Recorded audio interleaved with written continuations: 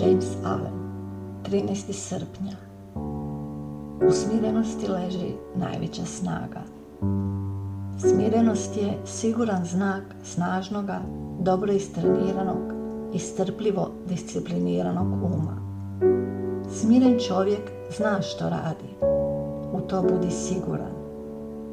Govori malo, ali njegove riječi govore mnogo. Njegovi su planovi dobro isplanirani i teku glatko poput dobro ugođena stroja.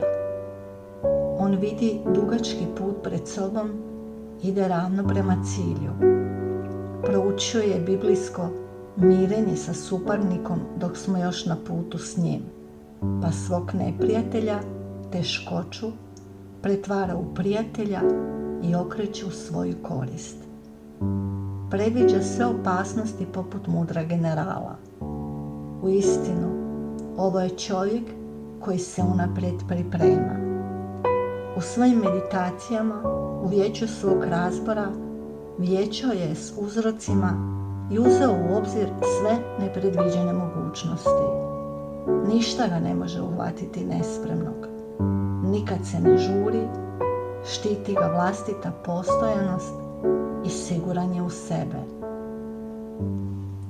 Para koja izlazi stvara veliku buku, no nastajanje pare je nečujno.